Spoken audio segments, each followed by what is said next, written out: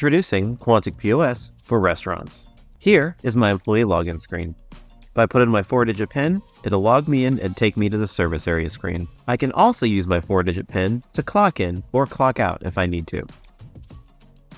Once I'm logged in, you can see from my service area screen, I have a handful of different service options. And you can have as many or as little of these as you would like. For example, here you can see my floor plan. If I want to add a table from the point of sale, I can, and those are your various shapes and options. Also, if I need to move a table because I don't like where it's currently located, I can go ahead and move that. Let's go ahead and move 14 over to here. Otherwise, I can take it back. Now here you can also see that I do bar tabs. So we've got Bridget, Mike, and Nick are up. And if I want to start a new one, I tap my plus button here on the bottom right. And here you can see I can start a tab under a name. I can pull a customer from my database, or I can pre-auth the tab with a credit card. Additionally, I also have the ability to do takeout. Here you can see we've got Nicholas and Dana currently have open takeout orders, and you can see their phone numbers are represented as well. If I want to start a new takeout order, I hit my plus button and I put in the customer's phone number. You can see here, now that I've put in their phone number, because data's already in my database, their information pulls up, and now I can set a takeout order for now or for later. That also works the same for delivery. Now, of course, one of the major differences is if I'm going to do delivery, I'm also going to need to know their address. Fortunately for me, here you can see with this phone number, I already have Dana's address, so I know where to deliver the meal to. You can also see that I've received a delivery order online. There in the top left where it says 027 means that John Adams has submitted an online delivery order. Additionally, when it comes to delivery, we also have a delivery management function that in that scenario, you can assign various delivery orders to your delivery drivers. You can also see when I move over one, you can see here's my patio in the event that I need to have multiple different floor plans. So if I'm a restaurant that has 3 floors and 2 patios, then I can have as many service areas as I need. With that being said, let's go ahead and start an order from my floor plan. Let's say that 4 people are going to sit down at table 14. I'm going to say 4 guests. And here you can see I'm now at my order screen. My categories run in a column going down the middle, and my items populate on the right-hand side. So let's say this table decides they want to split an appetizer. Let's go ahead and do the veggie spring rolls. Here you can see now that I've tapped on the item, it's prompting for the position that this item is going to go to. This can help for auctioneering, and then later on you're going to see how it's going to make it easier to split the check. So like I said, we wanted to share these, so I'll go ahead and tap share. You can see I have some other options on the screen as well. So for instance, if I wanted to assign any of these items to a course, I can do that.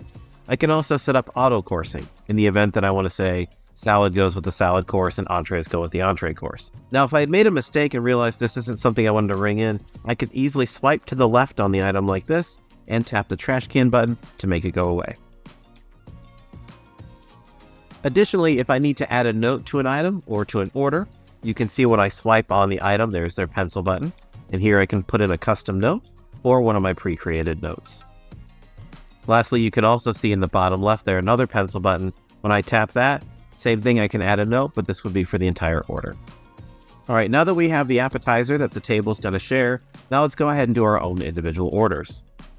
Here, starting at salads, person number 1 is going to get a buffalo chicken salad. I'm going to select ranch dressing, and I'm going to add an egg, and then hit done. Now person number 2 is actually going to get a burger. Let's go ahead and do the bacon mushroom burger. All right, here you can see my burger comes with a side and fries are automatically selected. That's a pretty common side for a burger order. Well, let's say I wanted to get a side salad instead. I'm going to deselect my fries and select the side salad. Because I selected the side salad, it now prompts for a dressing.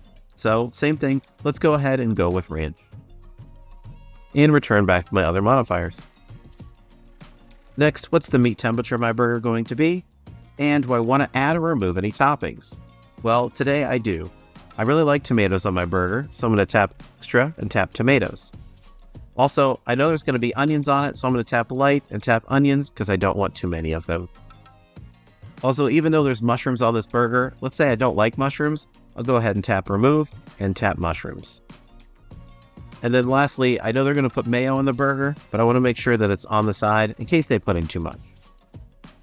Once I hit done, you can see here on the left-hand side, my burger and all of my preferences are now displayed and will get sent to the kitchen that way. Additionally, you can see because I added extra tomatoes, it charges 50 cents. Now let's say person number 3 is going to order a pizza. Go ahead and add in a pizza. All right, so I want to say we're going to do extra cheese on the whole pizza. And then because I'm going to end up taking this home and share it, I want onions on the first half and I want mushrooms on the second half. Now that I've done that, you can see that I've got the extra cheese in the whole pizza, onions on the first half, and mushrooms on the second half. Also, because I did half toppings, it's charging half. Lastly, let's say person number 4 is going to get an entree. Let's go ahead and go with the queen cut prime rib. All right, we're going to cook that medium and hit done.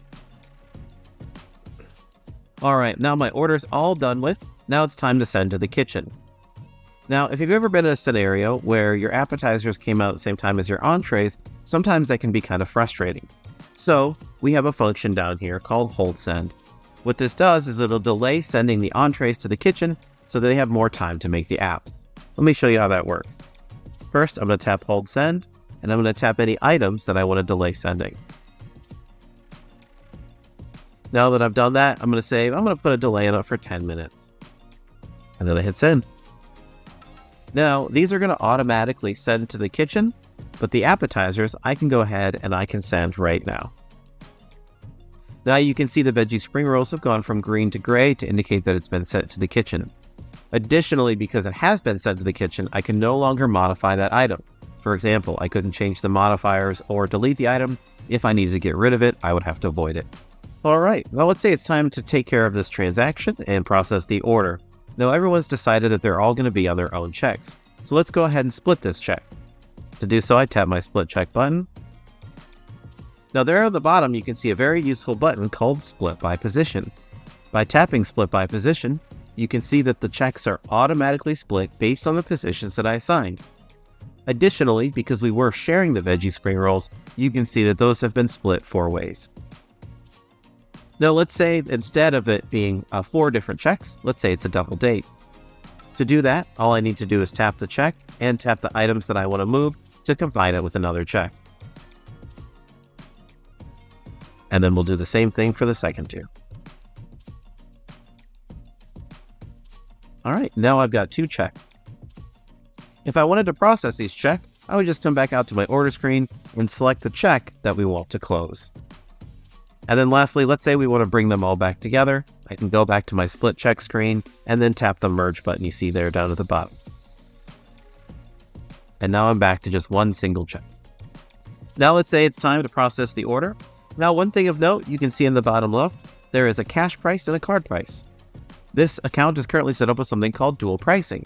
So that means my catalog price is my cash price. And I also have a catalog card price, which you can see is a little bit more. Now, when it comes time to pay the transaction, I can tap my pay button, and now I can go ahead and put in my tender, whether that's cash or card.